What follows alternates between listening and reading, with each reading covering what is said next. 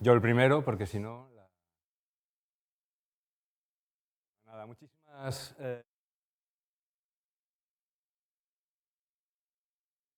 espero. Vale, ya está. Bueno, muchísimas gracias a todas y a todos por venir a esta presentación del libro de Pepe, Educar para la Vida. Gracias a los que estáis aquí, gracias a los que estáis viéndolo en directo, y como esto es una botella lanzada al mar y al futuro, pues gracias también a quien lo vea después, ¿no? Cuando esté colgado en Internet. Forma parte esta presentación del libro de Pepe, que me hace mucha ilusión por ser Pepe quien lo ha escrito y quien está aquí con nosotros. Forma parte de un ciclo que hemos llamado de actualidad educativa, que estamos haciendo en la Institución Libre de Enseñanza durante este curso escolar, que esencialmente son presentaciones de libros educativos. Hemos hecho ya varias y un poco en plan anuncio parroquial, si me permites, tenemos dos en los próximos días, que si queréis y os interesa, estáis también invitados. El día 3 de febrero vamos a presentar, no un libro, pero sí un informe sobre la opinión, una cosa que no se hace normalmente, que es preguntar a los estudiantes, en este caso de universidad, qué sienten, ¿no?, en su relación con la universidad, en el sentido muy amplio de la pregunta. Se ha hecho un informe extensísimo, con muchísimos miles de respuestas, y se va a presentar el día 3 de febrero aquí. Y el día 5 de febrero presentamos un libro que igual habéis escuchado, escrito por Jesús Roguero y Daniel Turienzo, que se llama Educafakes, centrado en 50 pequeños capítulos que tratan de desmontar, muy cortitos, muy fácil de leer, que tratan de desmontar algunas de las falsedades, medias verdades, mentiras que sobre el sistema educativo español en concreto, pero en general sobre la educación, pues circulan muchas veces pues en los cafés, a veces en la prensa, bueno, en nuestras conversaciones de personas que no somos a lo mejor especialistas. Bueno, esto es lo que tenemos hacia adelante, y hoy pues tenemos la suerte de tener a Pepe Menéndez y a Esther Trujillo. Pepe, pues es que no sé muy bien, bueno, yo creo que muchos y muchas le conocéis ya. Ha estado y está, ¿no? Llevas más de 40 años, ¿no? Yo ya no sé, ¿no?, más de 40 años trabajando en educación. Aquí hay alguna persona más que también ha estado 40 años trabajando en educación, con lo cual la conversación luego puede seguir creciendo. Estar 40 años trabajando en educación significa mucho.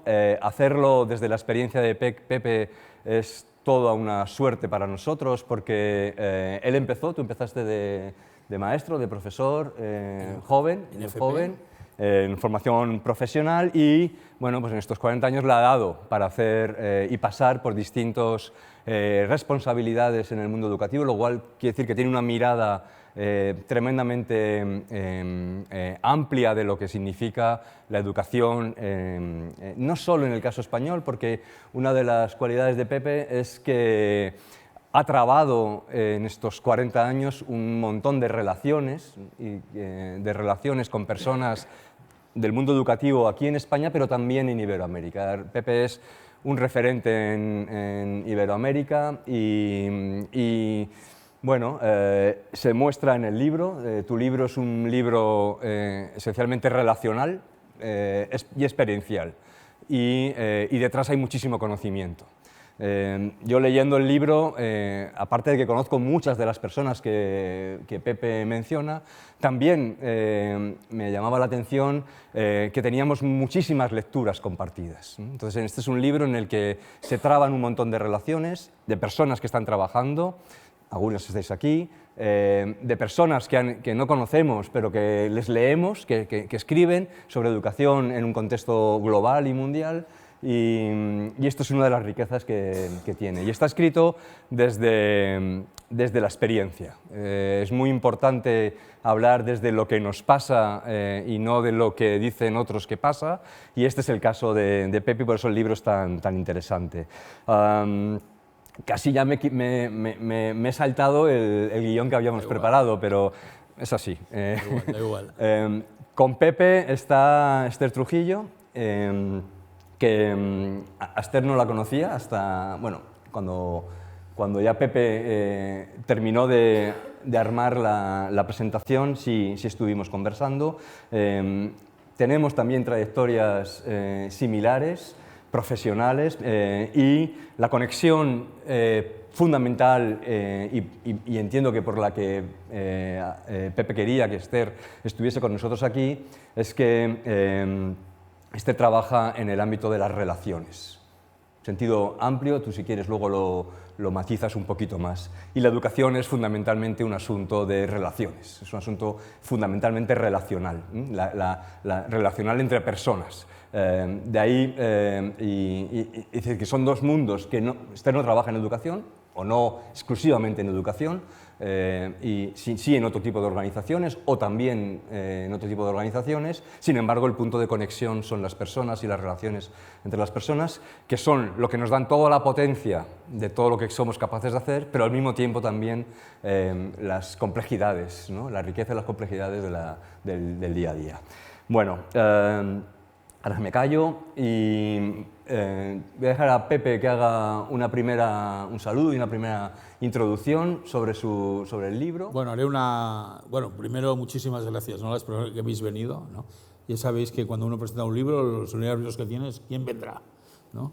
Y quién lo leerá, por supuesto también, ¿no? Pero, o sea que muy agradecido, ¿no? Y también porque hay personas aquí con las que he compartido trayectorias históricas, ¿no? Debates sobre educación históricos en el país, ¿no? En Cataluña, en España, ¿no? Y pues agradecido, ¿no? Este libro, en todo caso, fue un encargo que me hizo Melina Furman, que falleció en septiembre, ¿no?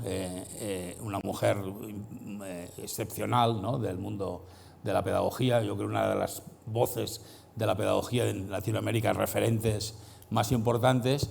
Y realmente lo escribí porque casi ella me dijo, Pepe, tienes que escribir el libro, ¿no? Porque hoy, Melina, pero yo ya escribí uno primero, casi tienes la sensación de que te vacías. Dice, no, tú hablas sobre tu experiencia, hablas sobre las personas con las que has podido conectar y realmente, como dice Carlos, es un libro francamente relacional, ¿no? Y dicho esto, yo quiero pasarle la palabra a Esther, porque hemos ideado como una primera intervención y luego vamos a jugar. O sea que luego todos vamos a participar y vamos a jugar, ¿eh? Esther. Bueno, pues muchas gracias, Pepe, por brindarme esta ocasión de algo, creía yo que algo distinto a lo que yo suelo hacer en mi día a día, pero resulta que preparando la intervención, yo soy muy estudiosa y muy concienzuda, no lo era de niña, pero ahora sí, y yo me he leído el libro 2 veces, la primera disfrutándolo y la segunda con el bolígrafo y tomando notas y tal, ¿no? Y bueno, me ha sorprendido con cuántas cosas me conecta de lo que yo hago, que creía yo, insisto, que no tenía mucho que ver con esto, ¿no? Bueno, yo trabajo en el mundo de las relaciones, como explicaba Carlos, en empresas que están a veces muy tensionadas, en comités de dirección donde a veces hay 12 personas de las cuales 6 no se hablan. Bueno, o sea, deshacemos nudos relacionales, les ayudamos a comprender qué les está pasando en la organización. Casi siempre tiene que ver con las relaciones. Muchas veces en las empresas dicen, tenemos un problema de comunicación. Casi siempre que dicen esto tienen un problema de relación, no de comunicación. Y muchas veces pasa que las organizaciones están llenas de gente que es invisible y que hace cosas para que le vean. Y esto tiene que ver con el concepto que es el eje central de nuestro modelo, que es el reconocimiento. Y dentro de lo que es el concepto del reconocimiento, imaginaos el impacto que tiene en el mundo educativo, que las aulas están llenas de niños invisibles, que el maestro no los ve y el niño tampoco ve al maestro. Entonces sabemos que si no hay un acto de reconocimiento mutuo, no se puede aprender. Si el maestro no reconoce al niño, no le da la autoridad para ser maestro y viceversa, no puede haber aprendizaje en el aula, ¿no? Esto llevado a espacios empresariales tiene un impacto enorme porque las organizaciones se pueden paralizar cuando las relaciones no funcionan. A veces no entienden, tienen todo, tienen el organigrama, los procesos, los sistemas, las herramientas, la tecnología, la inteligencia artificial, pero las cosas no funcionan. Todo esto es necesario, pero no es suficiente. Si la relación no funciona nada. Y obviamente en los entornos educativos es igual, ¿no? Me ha conectado con otro de los ámbitos en los que trabajo mucho, que es el ámbito de la ética. Yo escribo sobre ética, hago proyectos que tienen que ver con códigos éticos, con manuales de relaciones dentro de las organizaciones, poniendo marcos que regulen las relaciones, ¿no? Y estos marcos relacionales son los que permiten que las cosas fluyan con mejor bienestar para las personas, ¿no? La ética tiene que estar dentro del carácter de una entidad o de una organización o de una persona, para el caso, ¿no? Y en este sentido, cuando elaboramos procesos de reconstrucción de la identidad de una organización para incluir la ética, también nos damos cuenta que las organizaciones no son éticas, son las personas las que son éticas. Y esto se construye desde la infancia, ¿no? Entonces, a mí me ha conectado con una cosa que me gustó mucho leer, que decía: la escuela es el lugar para sentirse aceptado con dignidad y reconocimiento y configurar tu propia identidad. Es que estas son palabras mayores, es que si la escuela es el lugar donde uno comienza a elaborar su identidad, bueno, pues digamos que el salto sería, por eso nos encontramos con los entornos empresariales que nos encontramos.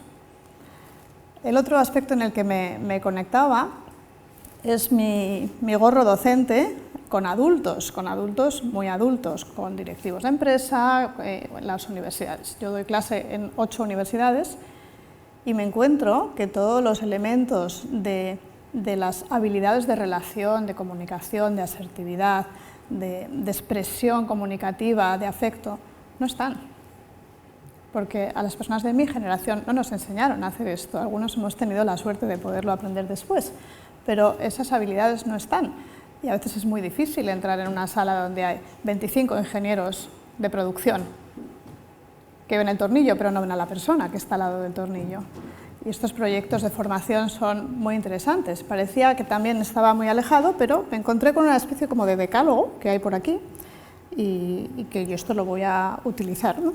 Que dice que para que la escuela no sea un lugar solo para aprender, hacen falta cosas como crear un clima escolar propicio para aprender, promover y modelizar los valores y la ética, proporcionar criterios de aprendizaje claro, desarrollar competencias transversales. Es que todo esto, en los entornos de personas que dirigen organizaciones, es lo mismo. No existen las competencias transversales, atrapados por el miedo. Entonces, claro, lo relacional es lo que puede dinamizar o puede muchas veces paralizar el funcionamiento de las organizaciones, ¿no? Y por último, una pequeña confesión personal, donde hablas, Pepe, de la biografía del maestro. Bueno, yo tengo, ahora ya no sé si decir la suerte o la desgracia, igual ahora ya puedo decir que la suerte de haber tenido una experiencia escolar muy dramática, de humillación, de invisibilidad, de todas estas cosas, ¿no? Que ahora se conocen, se hablan, se dicen y que ahora se llaman bullying y ciberacoso y cosas. Era otro tipo de escuela, pero creo que por eso me gusta la docencia. Y además creo que de alguna forma, cuando uno ha tenido una experiencia, puede también utilizar esta experiencia para darle la vuelta, ¿no? Bueno, y hasta ahí un poco mi conexión con esta lectura, que me ha parecido súper interesante. ¿Quieres que reaccione a algunas cosas? Carlos, ¿quieres reaccionar tú? Sí, tú. Empieza. Bueno, a mí, la verdad, yo empecé a dar clase en formación profesional, en la antigua, en la de 5 años, ¿no? En la antigua, que para algunos era la prehistórica, ¿no? Pero existía una de 5 años, ¿no? Y yo venía de un profesor de humanidades, ¿no? Venía de periodismo, daba literatura, lengua, incluso formación humanística, que era como una especie de historia, ¿no? Y entonces me di cuenta, con aquellos chicos y chicas venían de la EGB, con un sentimiento de que no valían para nada, de que eran unos fracasados, de que no. Y, claro, y mi asignatura era más de lo mismo, claro, precisamente la que ellos sentían más como un fracaso, no era la asignatura más de electricidad, electrónica o radio. Y entonces la verdad es que siempre dije, tuve una enorme suerte, porque entonces me di cuenta hasta qué punto no es posible aprender si uno no está en paz consigo mismo. Si uno no tiene un entorno, como decías tú, de pertenencia, ¿no? Como tiene el sentimiento de ser reconocido, de pensar que vale para algo, ¿no? Que no es una especie de happy flower, ¿no? De todos valemos, todos. No se trata de eso, sino precisamente se trata de acompañar los proyectos de vida, ¿no? Por eso la verdad es que tengo que decir que ahora por lo menos allí en Cataluña, ¿no? Estamos viviendo un debate muy duro, muy agrio, muy maleducado, en lo que se llega a decir que hay alumnos que son unos malnacidos, y esta persona aparece en todos los medios de comunicación, aparece en todas las radios, o hace 2 días, ¿no?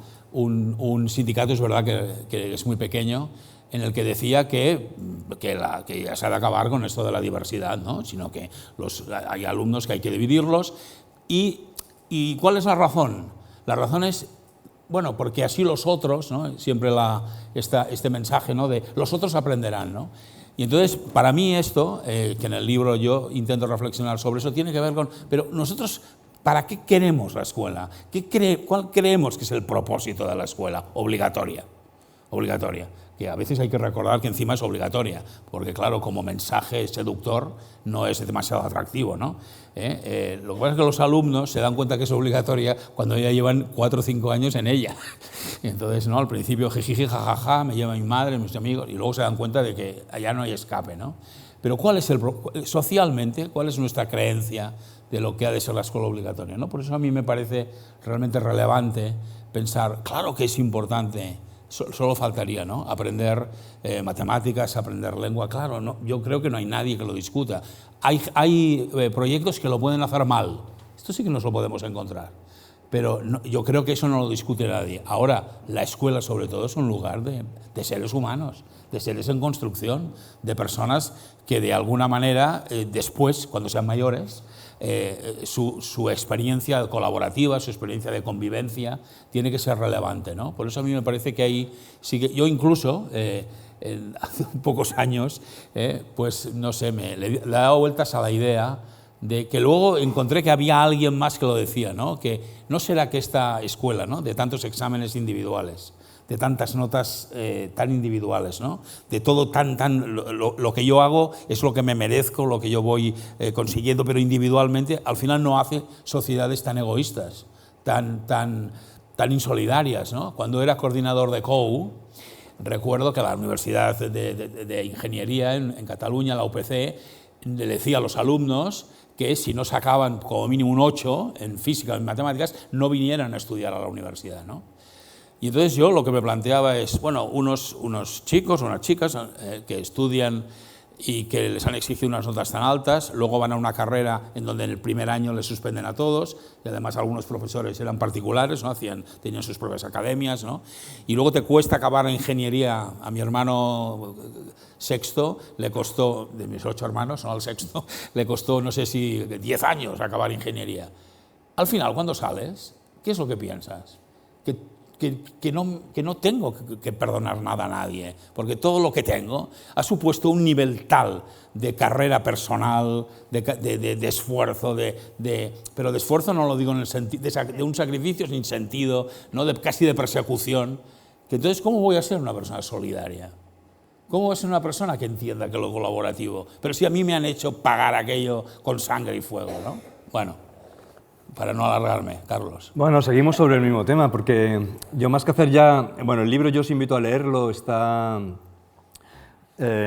estructurado, yo creo que de una manera que invita a la lectura, porque Pepe abre cada uno de los capítulos con una experiencia concreta, es decir, que es la mejor manera de hacer esto que os decía, ¿no? de contar las cosas desde lo que nos pasa, una experiencia concreta que les sirve para hacer una reflexión. Y Pepe tiene esta ventaja de que es una persona que, quizá por tu pasado de la FP, pero no, que se mancha las manos, que hace las cosas, pero que también tiene unas capacidades de reflexión altas, ¿no? Entonces, esa doble combinación de, desde la experiencia, ser capaz de reflexionar, está muy bien plasmada en el libro. Pero ahora, escuchándote y escuchando a Esther, bueno, pues nos viene a la cabeza, efectivamente, algunas cosas, ¿no? Por ejemplo, una cosa que es un poco paradójica, que seguro que lo podemos matizar muchísimo, pero así lo podríamos decir de esta manera: la escuela afortunadamente es un derecho, o sea, el derecho a la educación es un derecho universal, es un derecho fundamental, de hecho es un derecho que garantiza los otros derechos, es la puerta a otros derechos fundamentales que tienen las personas y lo reconoce todas las grandes declaraciones, por supuesto nuestra Constitución, pero es un derecho que se construye desde un poco la violencia, porque es un derecho impuesto de alguna manera, que es un poco lo que tú decías. El derecho a estar en la escuela y por tanto a no estar trabajando como le pasaban a mis abuelos con 12 años, o a mis padres con 14, significa que, por otro lado, ¿no? Para poder garantizarlo, el Estado no hemos pensado otra manera que ejercer una cierta violencia, que es tener obligatoriamente a toda esta población antes de los, en nuestro caso, 16 años de momento, en la escuela. Y esto genera una de esas tensiones en los propios sujetos del derecho, cuando se dan cuenta que de alguna manera están obligados a estar en algo que, ¿no? Y esto es una de las paradojas que tiene la escuela, que no somos capaces de alguna manera de resolver, ¿no? Que, bueno, os lo dejo aquí.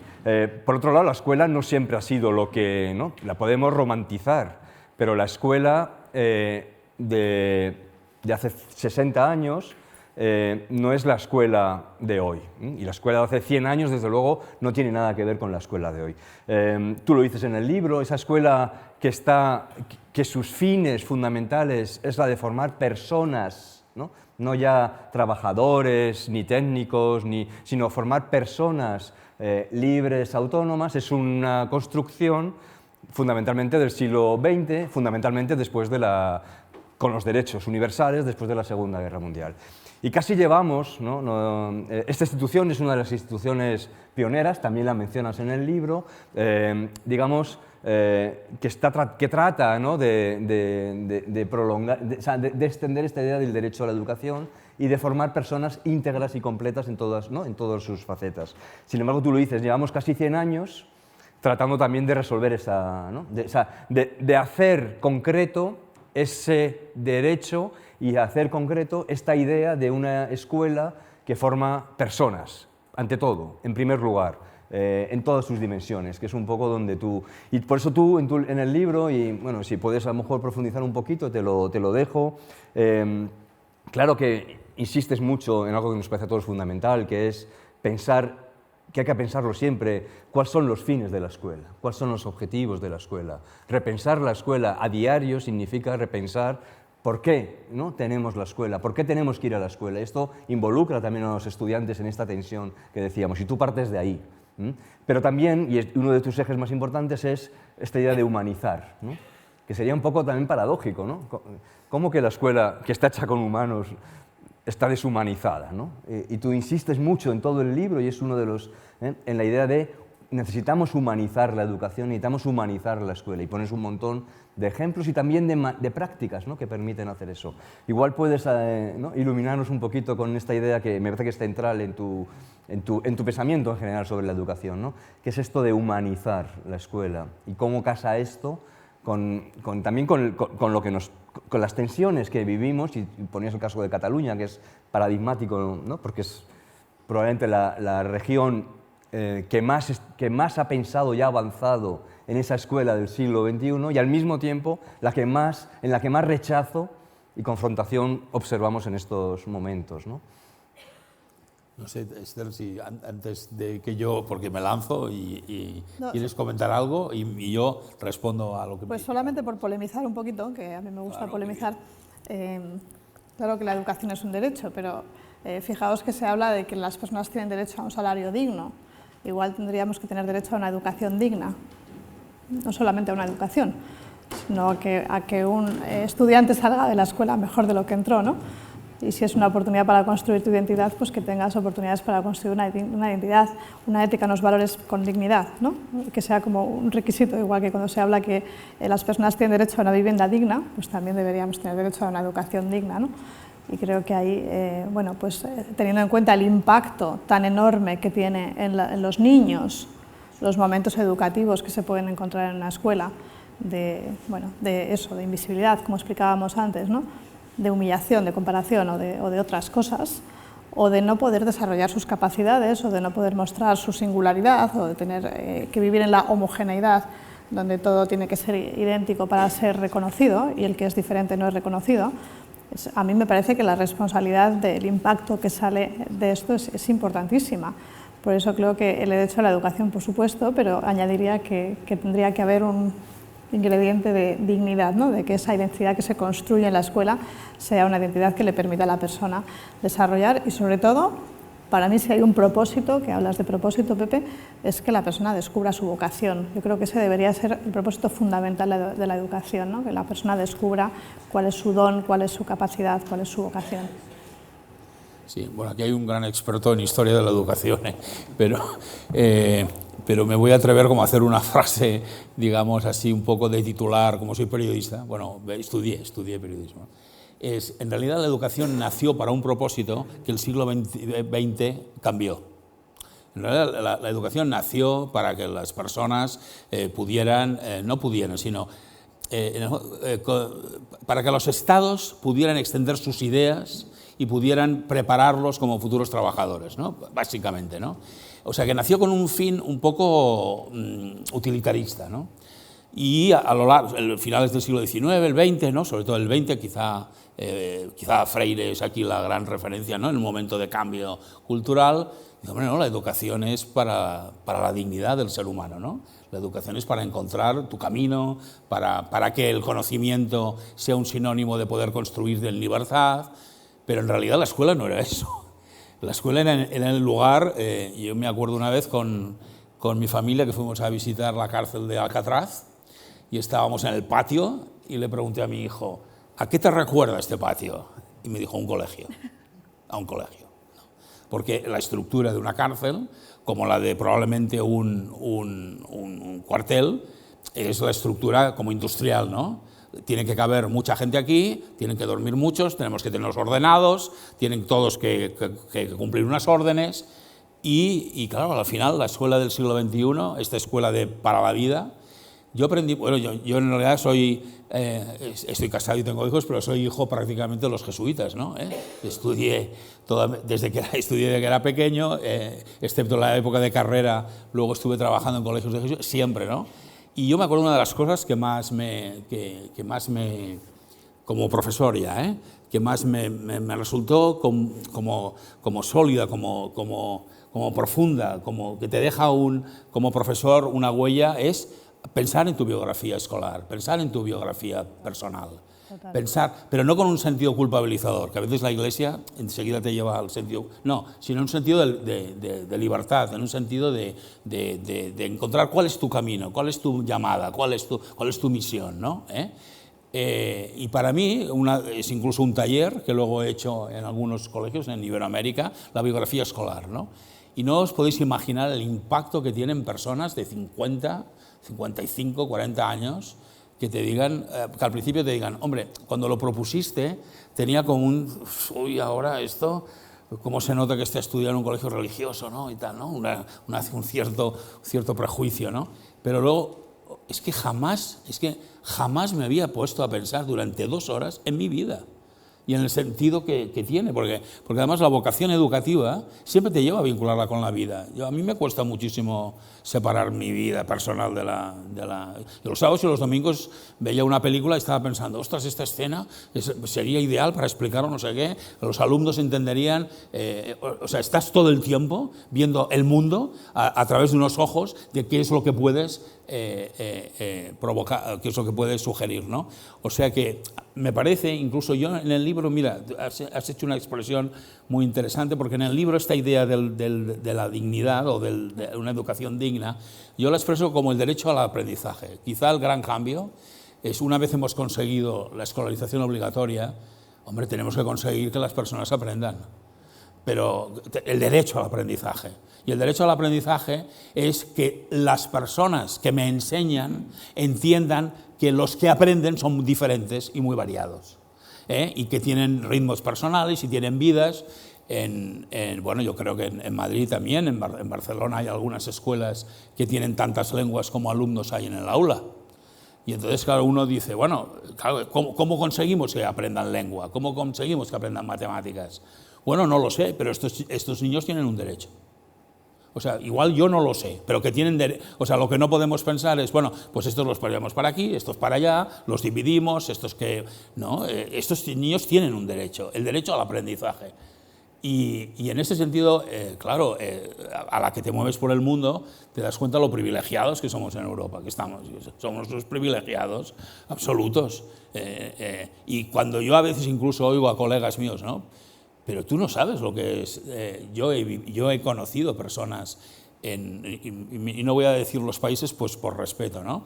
Personas que el director no podía salir, o la directora no podía salir a la calle sin 3 o 4 personas que la acompañaran, por miedo a los padres, porque estaban enseñando a sus hijas que no tenían que permitir que sus padres abusaran de ella. O simplemente por los diálogos, estos típicos diálogos que se pueden tener ya cuando son adolescentes, pues esta sensación de ruptura de la autoridad. ¿Y cuál es la respuesta? La violencia. La violencia siempre es la respuesta ante el desconocimiento, ante la ignorancia. La violencia siempre es la respuesta más fácil, la más recurrente, ¿no? Cuando no quiero dominar una cosa. Por eso a mí me parece que a veces todos estos discursos, ¿no? La pérdida de autoridad. Bueno, es que es muy difícil ser profesor ahora. Es que es muy difícil ser padre o madre ahora. Es que es mucho más difícil que antes. Porque como se acordarán de aquel gag de Gila, ¿no? Que decía, ¿cuánto diálogo familiar había en mi casa? ¿No? Cuando yo decía una cosa y mi padre le parecía mal, me daba una bofetada y se acababa no se acababa el diálogo, empezaba su diálogo, ¿no?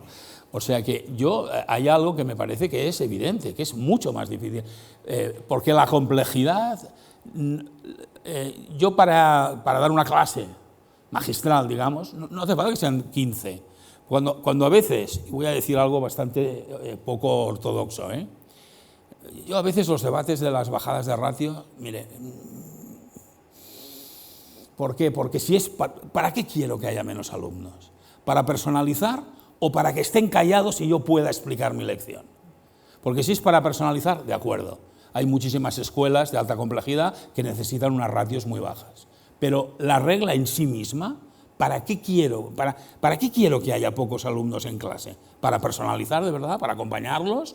¿O en realidad para que haya paz? Para que haya paz y yo pueda seguir y pueda avanzar, ¿no? No quiero dar la solución de una forma radical, pero me parece que son debates que hay, porque es imposible hablar ahora un debate que diga, bueno, los recursos mismos, ¿no? Claro que necesitamos recursos, pero para hacer lo mismo no. Esto es un ejercicio que a veces hacíamos con los equipos directivos de jesuitas en Cataluña, ¿no? Imagínate que mañana te dan 1 millón de euros al director, ¿no? ¿Qué harías con 1 millón de euros? No, pero jugábamos en serio. ¿Qué harías? La mayor parte de las respuestas tenían que ver con algo que está muy bien, subir el salario. Bueno, está muy bien. Desde el punto de vista de la gestión económica es un lastre. Bueno, claro, en cuanto subas algo, ya no hay momento de bajarlo. Lo digo con respeto, Lo digo con respeto. Pondría un polideportivo. Pondría más ordenadores. Ya, todos eran aportaciones técnicas. Todo eran aportaciones técnicas. ¿Cuántas aportaciones necesitamos en el sentido que tú has señalado antes, delante de un grupo? Los docentes, los profesores, nuestra profesión, como se ejerce normalmente en solitario o en pequeño grupo, tú tienes que estar convencido de lo que vas a hacer. Ya puede haber una norma, ya puede haber un decreto, ya puede haber lo que sea. Si yo no estoy convencido, eso no va a pasar. O sea que en realidad, yo a veces decía que la tarea del director es una tarea de seducción, de convencer a los otros, y incluso de sacar desde su biografía personal sus deseos, sus anhelos, para que realmente hagan aquello que cumpla el derecho al aprendizaje, el derecho a la dignidad de los estudiantes, ¿no? Por eso es una tarea tan bonita, aunque desgaste en lo personal, pero por eso es bonita, porque es como un entrenador de fútbol. Si dejamos aparte el conocimiento técnico, A mí siempre me hubiera gustado ser entrenador de fútbol. Entrenador, bueno, jugador en la época también, ¿no? ¿Entrenador por qué? Porque estás ahí para que salgan al campo, venga, para estimular, para convencer, para que las cosas pasen, ¿no? Esta idea de Heifetz, este profesor de Harvard, ¿no? Al final el liderazgo es hacer que las cosas pasen, ¿no? Bueno, yo creo que... ¿os parece que juguemos? Sí, ¿Os parece que juguemos, Carlos? ¿Quieres decir algo? Sí, no. Sí, jugamos. Porque cuando juguemos, sí. también diré. Ahora vamos a jugar. Yo tengo una colaboradora que me acompañó bastante en la escritura del libro, que es Mora del Fresno, que nos está oyendo porque está siguiendo en streaming desde Barcelona. Hola Mora, ¿qué tal? Hola Mora. Se le ocurrió una idea que hizo con todo de frases del libro unas cartas, ¿no? Entonces, yo lo que os voy a proponer es, os juntáis 3 o 2, los que queráis, yo voy a pasar con ayuda también, vamos a repartir pues por grupo más o menos 3 cartas, las leéis, escogéis una, habláis un poco de ella y luego hacemos retorno, a ver qué os ha parecido, ¿de acuerdo? Sí, Fede, sí. Mira, reparte más o menos 3 sí, o 2 o 3, sí. Así que se junten, aquí por aquí, tú te juntas con los de atrás, ¿te parece bien? Te dejo, mira, voy a que no sean del mismo tema. Toma. Sí, no tengo ni idea de las que te damos.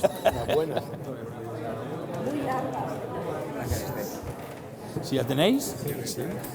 Muchas gracias. Hola. Gracias. ¿Por aquí tenéis? ¿Ya tenéis? Ah, muy bien. ¿Todo el mundo tiene por aquí ya?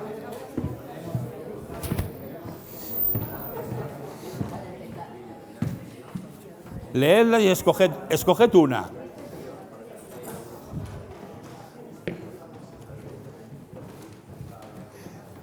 Gracias. Pepe, ¿te subes? Lo que sí os pido es que luego me devolváis las cartas. Vamos muy bien, ¿eh? De ¿Sí? tiempo. Sí, vamos muy bien.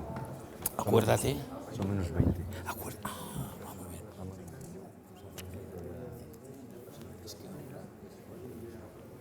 Que se pongan de pie y que hagan una reflexión, ¿no?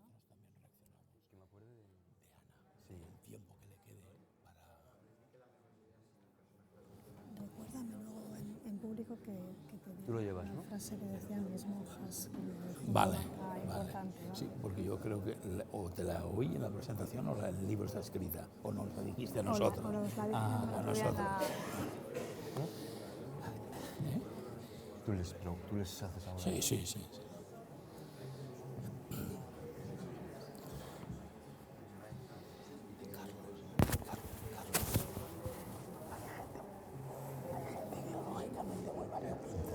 Sí, claro, mucho, ¿eh?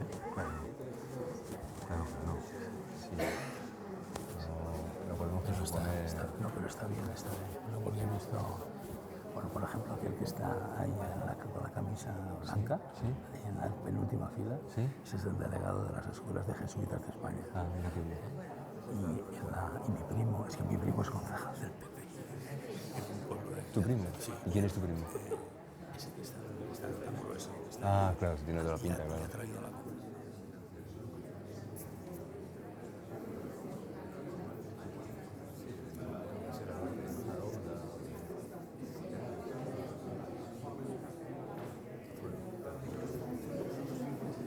No hemos hablado tampoco del concepto de la vocación, que a mí me parece tan importante. La vocación.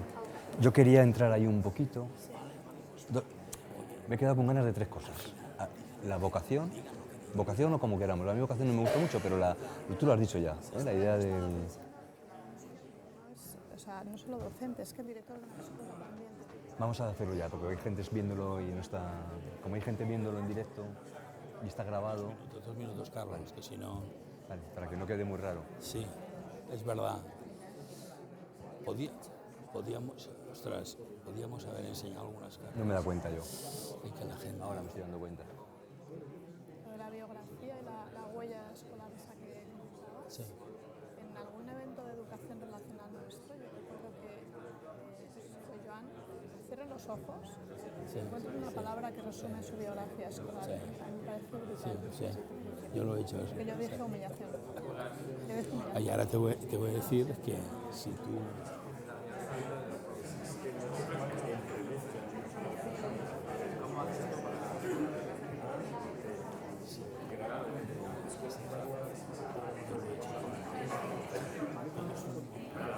¿Todos tienen? Ah, bueno.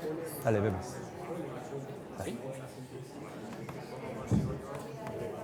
Vamos a hacer una cosa, porque como está en streaming, la gente está, esperemos que no haya desconectado. Si os parece, ya empezamos, ¿eh?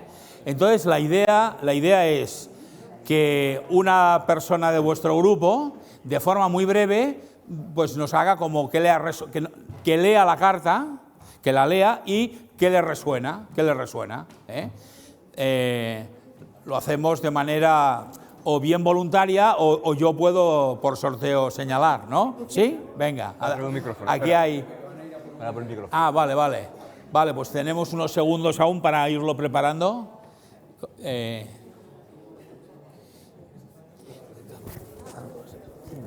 es este que está aquí primero? Es amigo mío, Pepe Cuervo.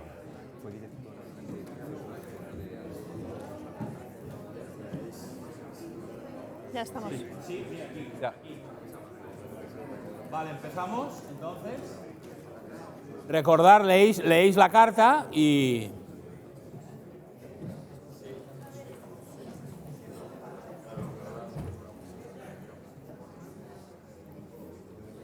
Ahora, hemos elegido una carta que se llama Bajar de la tarima y que dice así: ya hace mucho tiempo que los profesores nos bajamos de las antiguas tarimas, aquellas que, si bien facilitaban la visión que los alumnos tenían del docente y de la pizarra, también eran un signo contundente del ejercicio del control y del poder por parte del profesor. El problema es que, al bajarnos, hemos sentido el suelo frío del aula, aquel que produce una mayor horizontalidad en la relación con los alumnos. Y eso ha producido mucho desconcierto, provocado por el sentimiento de no poder controlarlo todo o de perder el uso hegemónico de la clase magistral. Esto, en el tiempo que hemos tenido que comentar, perdona, tu nombre era Pepe, otro Pepe, hablaba de su experiencia como docente, que siempre hay una barrera al final con el alumno, porque si no hay una tarima hay una mesa y hay una silla que el profesor siempre tiene y que a veces cuesta. Es muy difícil, de hecho, quizá la pregunta sería para ti, Pepe, ¿cómo se puede separar esa distancia o cómo tener ese equilibrio entre la distancia necesaria, a veces del docente por salud también, que tiene que tener con el alumno, pero también la necesidad de cercanía con ese alumno que, como también decía Esther, pues requiere esa cercanía para desarrollar, ¿no? Y en eso estábamos, sin tener una respuesta, la verdad. Muy bien, lo que haremos es que haya tres que hablen y luego respondemos, Sí. ¿vale? Venga, otro grupo, rápido. Bueno, nosotros hemos cogido la tarjeta sobre sostener las ideas y dice así: aprendí que las mejores ideas, sin las personas que las sostengan, desarrollen y lleven a la práctica, son retórica vacía y suponen esfuerzos inútiles, que solo provocan frustración y desencanto. Hemos estado hablando de que nos recuerda esto, que el profesor tiene que ser el modelo para el alumno, no solo con lo que decimos, sino con lo que hacemos en clase. Y no solo el profesor, sino cualquier elemento de la organización tiene que sostener estas ideas. Y la parte final nos ha recordado la parte de provocan frustración y desencanto, que muchas veces ponemos el foco, culpabilizamos cuando no salen bien las cosas a los alumnos o a otras cosas de la educación y no recordamos que estamos fallando en ser modelo, ¿no? para el alumno. Muy bien, venga, una tercera y luego más, ¿eh? Luego, ¿quién se anima? Muchas gracias. Pues os leemos la tarjeta. El cambio se hace con los docentes. Los cambios se hacen con los docentes que están en el sistema. No tengo la menor duda de que son ellos quienes tienen el conocimiento y la experiencia. El desafío es que todos los profesionales que trabajamos en las escuelas estamos movidos por el impulso que nos da mirar la educación y la escuela desde otras perspectivas. Bueno, aquí hemos hablado eso, que nos gusta mucho la idea de desde dentro, sin duda, que nos lleva a la responsabilidad del maestro. Y luego también ese desafío que cada maestro aporta una perspectiva diferente, pero la perspectiva no puede separar, ¿no? Debe ser, al final, tiene que trabajar hacia un proyecto común. Entonces, como unimos esas diferencias y esas perspectivas en un proyecto común, ese es el gran reto que tenemos. Muy bien, pues ahora brevemente, no los tres, sino... Vale. Yo voy a tomar el concepto que han dicho en este grupo de cómo el maestro tiene que ser un referente para sus estudiantes, ¿no? ¿Me dejas que haga un mini ejercicio? Sí. Vale, os voy a pedir un ejercicio. Cerrad los ojos todos. Pensad en una persona que ha sido un referente para vosotros en vuestra infancia. Da igual, personal, escolar, un referente. Y ahora pensad cómo os hacía sentir. ¿Sí? Y entonces aparecen tres conceptos, aparecen muchos, ¿no?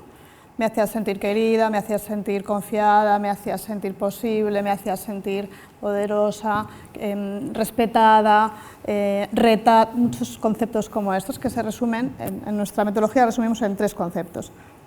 Me hacía sentir libre, y cuando digo libre se refiere a que yo puedo ser quien soy, no necesito ser distinto para ser reconocido y apreciado. El segundo concepto es, me hacía sentir que había un futuro para mí, que yo podría lograr, que yo podría aprender, que yo podría. Y el tercer concepto, me hacía sentir seguro. Ahora podríamos pensar qué hace un maestro para que las personas que se educan con él se sientan seguras, libres y con futuro. Para mí es uno de los conceptos clave y pensamos qué profesores recuerdas de tu infancia. Yo solo recuerdo una profesora agradable, por decirlo de alguna forma. Una, la que me enseñó a leer. La reencontré cuando tenía 45 años y me dice, Trujillo, ¿te acuerdas de mí? Le digo, sí, Elisa, me enseñaste a leer con un libro verde que tenía ranas, y se puso a llorar. Eso recuerdo, la maestra que me enseñó a leer. A los demás no lo recuerdo. Ese es el impacto que podemos dejar, ¿no? en la tarea docente. Cuando haces este ejercicio, yo lo he hecho también con docentes y con no docentes, ¿no? Es muy curioso porque normalmente cuando la pregunta es más directa de ¿qué docente recuerdas que? Casi todos son de escuela, no de universidad. También es, o sea, en el fondo es verdad que es la etapa de la vida donde uno es más frágil, pero qué curioso, es en el momento donde el peso de la persona, el peso de la formación integral, en principio tiene más importancia, ¿no? Y es verdad que incluso hay una especie de desequilibrio claramente hacia la primaria, hacia la EGB o hacia los primeros años escolares, ¿no? Donde la magia de aprender, la magia de que alguien te descubra es imborrable, ¿no? Eso de los exalumnos siempre es... Yo recuerdo una exalumna que vino y me dijo, oye Pepe, ¿cómo me arrepiento de no haberte hecho caso, de no haberos hecho caso? Y porque si lo hubiera sabido entonces... Y yo me acuerdo que le decía, no te arrepientas de eso, porque lo que me estás enseñando ahora es que has aprendido. O sea, aprendiste más tarde de lo que los ritmos escolares, pero lo importante es que tú ahora tienes el criterio claro y sabes cuáles son los puntos que tienes que apoyar. No te arrepientas de lo que pasó en un momento determinado, aunque tu entorno lo pudo vivir de manera dramática. Fijaros que los ritmos escolares no tienen nada que ver con los ritmos vitales. Cada año tienes que ir pasando de curso, ya has nacido en enero o en diciembre, tienes que ir cambiando, los ritmos tienen que ser muy rápidos, la escuela generalmente vive un lenguaje muy competitivo, y en cambio los ritmos vitales, ¿cuántos de mis compañeros de la escuela que sacaban muy buenas notas luego han tenido vidas no tan exitosas profesionalmente? ¿Y cuántos, en cambio, de que los echaban de todas partes, han tenido... Yo era director de un colegio en Hospitalet, ¿no? Y les preguntaba a los profesores, ¿dónde estaban los Estopa en el instituto? ¿Dónde estaban? Y todos contestaban, en el pasillo, expulsados, ¿no? Claro, ¿dónde estaban los grandes cocineros? ¿Dónde estaban los músicos? La mayor. ¿Dónde están estas personas que no pueden soportar 6 horas sentadas en un sitio, ¿no? Y en cambio aquellos que aguantaron tanto tiempo, a veces vitalmente, ¿dónde están vitalmente, no? Bueno, no lo digo para contraponerlo, ¿no? Venga, le damos y luego el tema vocacional, ¿no? Bueno, venga, le damos más. Una vuelta más. Venga, una vuelta más, va. Juan, venga. Tengo aquí en este tengo parte de familia, ¿no? Y entonces Bueno, lo leo yo, pero es en parte del grupo. En nuestro grupo hemos elegido la carta de El rol de la escuela y dice así: vamos a decirlo de manera brusca, sin alumnos, no hay docentes, pero ocurre en muchos lugares del planeta que, sin docentes, sí hay niños y jóvenes aprendiendo. Señala Santiago Rincón Gallardo que algunos expertos en educación prevén que el aprendizaje florecerá fuera de las escuelas y que éstas seguirán existiendo fundamentalmente para ofrecer custodia. Bueno, aquí comparto un poco la opinión. Lo primero que es muy interesante porque vuelve un poco a la pregunta de ¿para qué la escuela? ¿Para qué educamos? Y que en cada una de nosotras podemos encontrar diferentes opiniones, pero también, y recogiendo un poco que estamos aquí en la Institución Libre de Enseñanza, también el hecho de, que ya se mencionó en otra ponencia, de entreabrir la escuela. El hecho de también entender la posibilidad de que fuera de la escuela también ocurren aprendizajes y no cerrar la propia escuela como una institución cerrada o entenderla de esa manera. Entonces, bueno, esto da para qué pensar y tampoco nos ha dado mucho más tiempo para reflexionar, pero es una pregunta muy interesante. ¿Para qué sirve la educación? ¿Para qué sirve la escuela? Y cómo entendemos los espacios como oportunidades o no de aprendizaje, y también la palabra y término custodia, que también da mucho que pensar. venga, otro grupo, aquí. Esa la cojo yo ahora. Esa la cojo yo ahora de tu primo.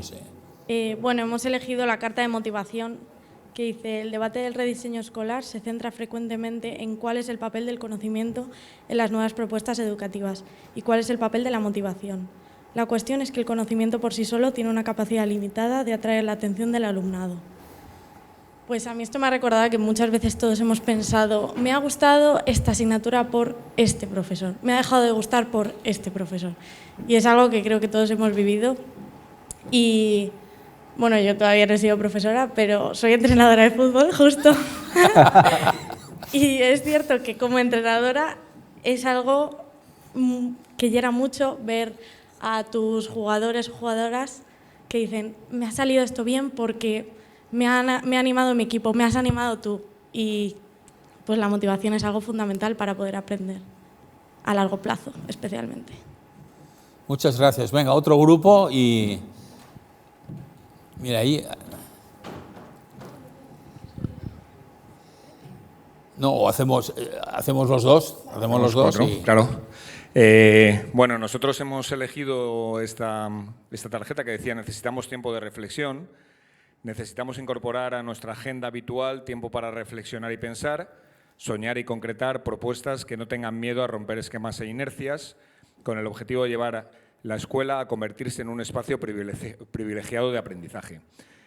Bueno, la hemos elegido, entre otras cosas, sobre las otras que estaban, porque es un proceso interno, ¿no? El hecho de la reflexión, el pensar, el romper inercias principalmente y esquemas, ¿no? Que no vale con que en la escuela muchas veces nos justificamos, digamos, por el ataque externo que tenemos, ¿no? Las leyes, las familias, la presión social y tal, y muchas veces no hacemos la reflexión que podemos hacer mucho, ¿no? Podemos aportar desde el interior de la escuela, y en ese sentido la hemos elegido con ese criterio, ¿no? Es decir, sí estamos dispuestos, primero estamos dispuestos a soñar, que eso es importante para encontrar espacios significativos de aprendizaje, y estamos dispuestos a reflexionar, pensar, y todo esto trasladarlo evidentemente al alumnado, ¿no? Como bien es el propósito, ¿no? Especialmente pensamiento crítico, de aportar a la sociedad del bien común a través de este proceso, ¿no? Y eso es lo que hemos reflexionado. Perfecto, pasarlo al grupo de atrás y reaccionamos. Hemos elegido este. La escuela debe promover el gozo por el aprendizaje, porque necesitamos aprender a lo largo de toda la vida para seguir entendiéndonos, comprender el mundo y a los demás, y seguir así colaborando en la humanización y mejora del mundo. Si los alumnos salen de la escuela perdiendo el gusto de aprender, vamos a dificultar su proceso de crecimiento y de desarrollo del proyecto de vida. Nos ha parecido magnífica esta frase. Y claro, habría mucho que hablar al respecto, no nos ha dado tiempo a todo, pero bueno, hemos comentado que tal vez el tema empieza porque el maestro debe ser vocacional. Tienes que amar la profesión y tienes que amar a los alumnos, a los chicos, a los niños, a los jóvenes, porque si no, si solamente es un trabajo que se hace por un salario, seguramente no tiene ningún sentido. Eso es lo primero. Y si eso es verdad, que nos pasa a los que hemos estado en ello, igual el tema de la motivación no hace falta. La motivación la llevas contigo mismo y haces sin ningún esfuerzo que los niños estén felices aprendiendo. Nosotras coincidíamos de haber trabajado con los más pequeños, con educación infantil, y claro, es una maravilla en esa edad porque es justo donde se puede hacer todo eso. Y los niños viven la escuela como un lugar de encuentro, como un lugar donde son felices. Y si eso continuase a lo largo de toda la escolarización sería maravilloso. El problema es que después no suele continuar y la culpa lo tienen los diferentes programas educativos que se van haciendo, que no responden a la realidad, yo creo, de lo que los alumnos van necesitando para disfrutar del aprendizaje, porque así es la única manera en que aprenden de verdad, si no, posiblemente no lo hagan, ¿no? No sé si quieres... Muchas gracias, pues, si queréis... Bueno, escucharos da gusto, también escuchar las frases del libro de Pepe, y están todas muy vinculadas, ¿no? A mí por lo menos me parece que está todo, desde la tarima hasta esto último de la vocación o de esta manera de estar en el mundo que es distinta, evidentemente es una profesión que exige una manera de, ¿no? un compromiso, una manera de estar en el mundo, es lo que tú decías, no hay diferencia entre, desgraciadamente o no, entre mi vida personal y mi vida docente, es muy difícil hacer esa separación y está todo muy unido. Pero me voy a quedar con la reflexión vuestra, la de la escuela y el aprendizaje fuera de la escuela, y la pregunta sería, o la reflexión sería la siguiente: la escuela es un lugar de aprendizaje. Vale, podemos estar más o menos de acuerdo, pero desde luego todos sabemos que no es el único lugar de aprendizaje. De hecho, probablemente haya lugares de aprendizaje más eficientes que la escuela. Si todo el peso de lo que hacemos lo ponemos en términos de aprendizaje, que es un poco contrasentido de lo que muchas veces decimos, igual la escuela deja de tener sentido. La pregunta sería, ¿cómo podemos ver la diferenciación entre aprendizaje, por ejemplo, y educación? No es lo mismo educar, no es lo mismo la educación que el aprendizaje. No todos los aprendizajes son aprendizajes deseables. Yo puedo hacer aprendizajes en mi vida, algunos me vendrán bien, pero otros son directamente malos aprendizajes porque tienen un fin, ¿no? Que no es ético, que no es educativo, por ejemplo. Entonces, separar la educación del aprendizaje creo que es importante, y repensar qué significa la escuela es importante. La escuela no es solo un lugar de aprendizaje. A la conclusión a la que quiero llegar es que la escuela, tal y como la tenemos concebida en estos momentos, no debería ser pensada como un lugar solo de aprendizaje. Porque si solo la pensamos como un lugar de aprendizaje, sobrará la escuela, sobrarán los docentes y encontraremos sistemas, tecnológicos o no, que sean más eficientes en esa labor puramente de aprendizaje de algo. Por tanto, la reflexión es volver a resignificar la escuela como un lugar que es algo más que un lugar de aprendizaje. Para empezar, y lo habéis dicho y lo ha dicho Esther, es un lugar de cuidados también. Y esto no son cosas contrapuestas. La escuela tiene que ser un lugar, una comunidad de aprendizaje, exigente en el aprendizaje y amorosa con el aprendizaje, pero al mismo tiempo tiene que ser un lugar de cuidados, porque sin el cuidado no hay tampoco aprendizajes.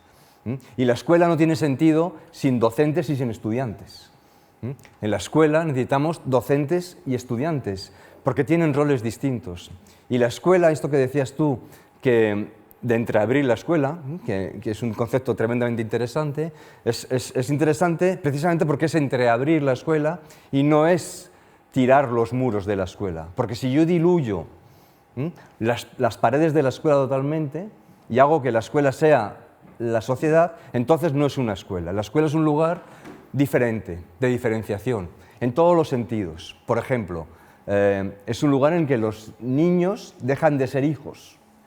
Y esto es tremendamente importante en el desarrollo, ¿no?, de la autonomía, de la identidad. Es decir, dejo de ser el hijo de, y dejo de seguir también los valores de mi familia, que luego cuando llegue a la familia los recuperaré. Pero en la escuela, afortunadamente, no somos hijos de, tampoco somos trabajadores. La escuela no es el mercado, no es el lugar. Es decir, es un lugar protegido, pero al mismo tiempo es un lugar que queremos que dialogue, por eso entreabrirla, ¿no? Luego ahí, bueno, os planteo estas cosas para, primero, distinguir aprendizaje, que lo queremos todos, de educación. Yo creo que la escuela educa, y educar es bastante más que solamente enseñar para aprender lo que sea, unas competencias, unas habilidades, es algo más.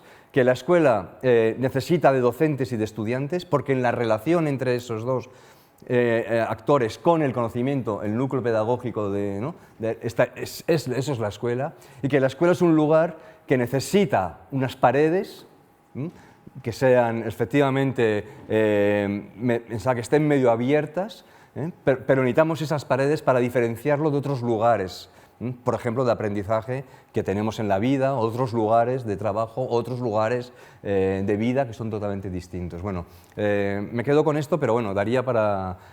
todo lo que habéis dicho yo lo veo tremendamente relacionado. Yo diría también que uno de los principales aprendizajes que puede recibir una persona en la escuela es cómo soy reconocido por los demás y cómo soy invisibilizado por los demás. O sea, qué pasa cuando yo, siendo quien soy, bueno, pues un ejemplo que me gusta mucho explicar es cuando yo era niña, los malos nos ponían al fondo y además era la invisibilidad manifiesta. Trujillo, póngase al fondo que no la quiero ni ver. Esta era la frase, ¿no? Y ahora los malos están delante para que el profesor pueda controlarlos y los de la matrícula de honor están al fondo de la sala y son los invisibles. Los visibles son los que no se portan bien. Entonces, el niño aprende este mecanismo, ¿no? Entonces, yo creo que el principal aprendizaje es cómo soy visto por los demás, cómo soy invisibilizado por los demás, cómo me ven. Y de esa forma yo también aprendo a ver a los demás y a reconocer a los demás, ¿no? Otra cosa que quería también añadir en el tema de la vocación, ¿no? Porque la vocación a mí me engancha mucho con lo que explicaba Pepe, que si uno no se ha reconciliado con su propia huella educativa y de aprendizaje, la vocación, ¿dónde queda? O sea, hace años Gregorio Marañón decía que solo hay 4 profesiones que requieren vocación, que son la docencia, la salud, el arte y la religión. El resto no son vocacionales. Tú puedes disfrutar con lo que haces, pero tiene que ver con esos 4 elementos, ¿no? Y la docencia no puede ejercerse si uno no ha hecho ese ejercicio de reconciliación. En nuestra generación tenemos historias escolares que yo, si no he mirado lo que pasa ahí, voy a repetir el patrón.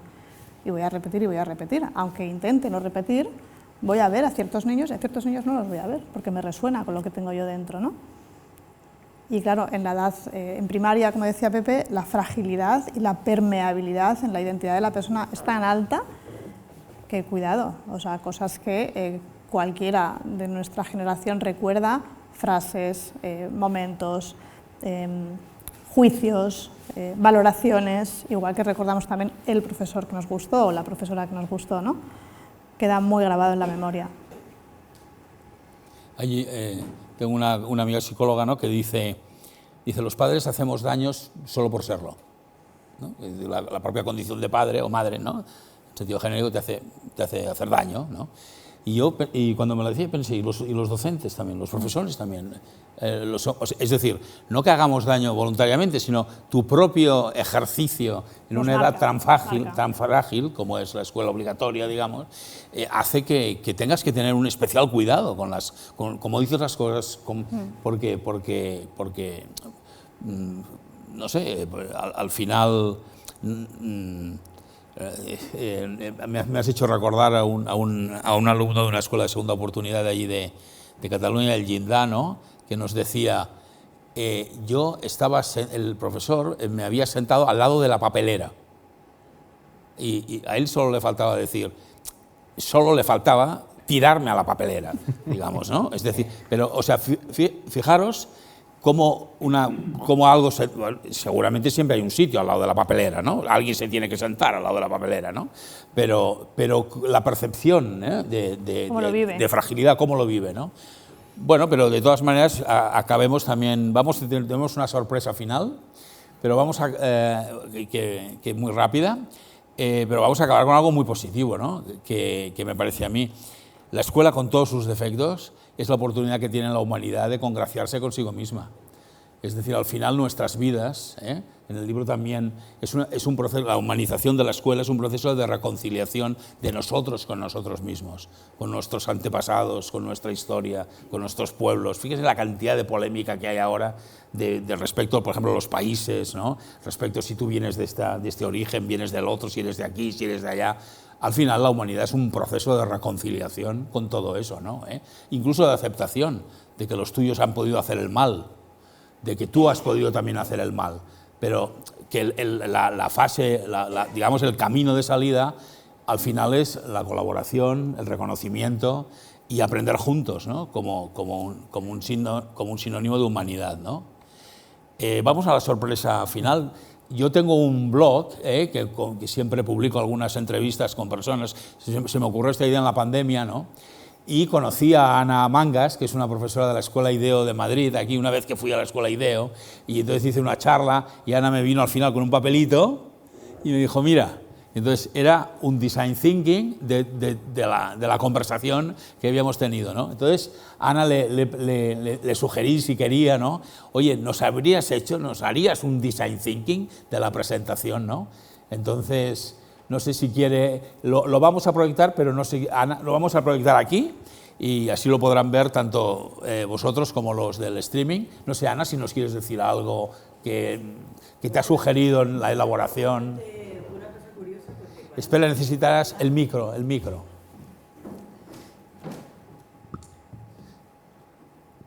Una cosa curiosa ha sido que cuando nos habéis dado aquí a mi grupo familiar, porque me he venido con mi marido y con mi hijo, nos habéis dado las fichas, resulta que había una que era de tabúes, ¿no? No la voy a leer ahora porque no me voy a enrollar, pero el final decía... se propone 5 verbos para acompañar esta formación de identidad. Mirar, ver, observar, escuchar y preguntar. Bueno, yo cambio el preguntar por dibujar, porque esto es lo que he hecho con vosotros ahora. He mirado, he visto, he observado, he escuchado y he dibujado. A ver si lo podemos, no sé, si nos retiramos aquí, así... ¿Lo veis? Melando, Emilio.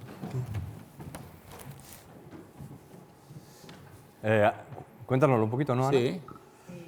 Porque a lo mejor incluso del fondo a lo mejor no se lee bien. Bueno, pues en un principio hay como una primera parte de introducción al libro, ¿no? De educar para la vida en un camino, ¿no? Habéis hablado, entonces, bueno, pues hay ahí un camino con diferentes direcciones de las que tú hablas en tu libro, que son esas señales, ¿no? Que están ahí en ese poste de madera. Y bueno, ahí es un poco como la introducción al libro, pero si ponen otro, el siguiente... Pues aquí ha sido un poco la charla, ¿no? La charla de hoy, donde hay un resumen de todo lo que habéis contado, ¿no? Desde la vocación, el aprendizaje, el separar educación y aprendizaje, que eso lo he dibujado ahora y como se lo he mandado antes, pues ya no está ahí, pero lo tengo aquí. Porque es verdad que lo he mandado, pero según ibais conversando, pues he seguido añadiendo cosas, ¿no? Cuando hablabas al principio, ¿no? De que tú fuiste de la EGB y de... Uy, bueno, muy bien. Bueno, pues eso. Entonces, que creo que en cada dibujo, en cada palabra, en cada párrafo, en cada señal, en cada huella, en cada flecha, hay reflejado todo lo que habéis ido diciendo y se va enlazando con cada dibujo, ¿no? Y esto es. Fenomenal. Un aplauso para... Gracias, Ana.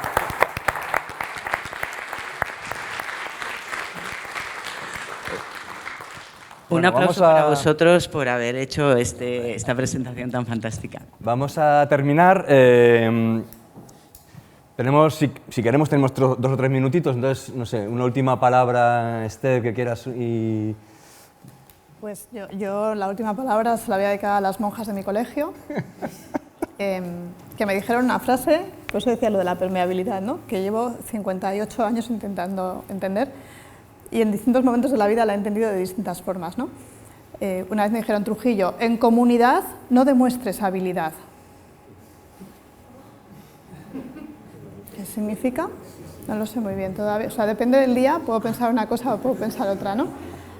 Como que había que ser humilde, pero por otro, no se podía destacar, no se podía ser distinto, no sé exactamente qué quería decir. Le he dado muchas vueltas y me ha venido muchas veces a la cabeza, pero nunca con un significado claro, ¿no? Muy bien. Pepe. Bueno, si hablamos de frases, ¿no? Mira, yo voy a decir una frase que me dijo un jesuita que yo había tenido de profesor y que luego yo fui el coordinador suyo, ¿no? Una persona muy, ahora falleció ya, que cuando me nombraron director de la escuela me dijo, mira, Pepe, tú escúchales a todos, escúchalos, escuchar en el sentido más profundo, ¿no? No óyelos, escúchalos, ¿no? Pero que nadie rompa el brillo del cambio que quieres hacer, ¿no? Y entonces me pareció incluso vitalmente algo bonito también, ¿no? O sea, no solo por ser director de una escuela, sino también incluso pensaba con la vida, ¿no? Escucha todo lo que te rodea, pero que nada apague el brillo del impulso vital, ¿no? Del impulso de la vida. Yo creo que la escuela sirve para eso. Muy bien. ¿Alguien quiere añadir algo? Mira, este es mi primo. Bueno, buenas noches. Es mi primo Pepe, con lo cual seguramente de todos los que estamos aquí, pues soy el primero que le he conocido por edad. Pero sí quería transmitir una cosa que educar para la vida, yo creo que lo que es fundamental es la familia, y desde el orgullo que desde el afecto, desde el reconocimiento. Yo siempre, cuando iba de pequeño a casa de mis tíos y jugábamos allí al fútbol y hacíamos, pues compartíamos y teníamos muchas vivencias. Y ahora que, por ejemplo, tengo que celebrar bodas, soy concejal del Ayuntamiento de Las Rozas y frecuentemente tengo que, pues siempre me acuerdo de mis tíos, de sus padres, que para mí siempre han sido un ejemplo. Y son un ejemplo para toda la familia. Ya no está mi tío Luis, pero está mi tía Virginia. Y yo cada vez de pequeño, cuando iba a su casa, siempre veías ese aroma de libertad, de educación, que era lo fundamental, y por eso ha salido, en este caso, tengo la suerte de unos primos extraordinarios, pero como está hoy hablando de Pepe, un primo extraordinario que toda esa vivencia que ha tenido en familia y con sus padres, sus hermanos y modestamente con los primos, si me permitís, pues es lo que ha ido y va trasladando y ha ido formando a muchos o cientos de niños, niñas en el largo del tiempo y ha ido formando personas que se han ido educando para la vida y para ser personas de provecho, ¿no? Aquí estamos para intentar hacer el bien, para ser buenas personas, ¿no? Y en este caso, con orgullo digo que mi primo Pepe es una gran persona. Bueno, Juan, por Dios, por Dios.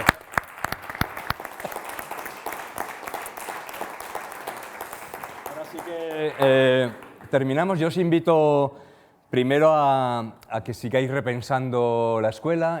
Aquí en la portada del libro Pepe habla de pensar juntos, que es lo que hemos hecho hoy, la escuela que queremos y necesitamos. Os invito también a defender la escuela. La escuela, como decía Pepe, creo que es probablemente, es la única institución que nos queda para todos y para todas. Por tanto, os invito a defender la escuela y lo que significa la escuela y a quien trabaja en la escuela.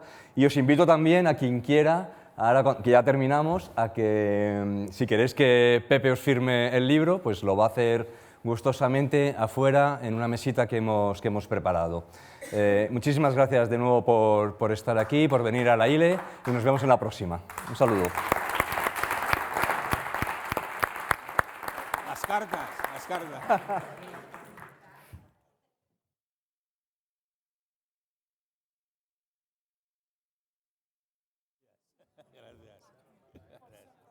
Gracias. Gracias.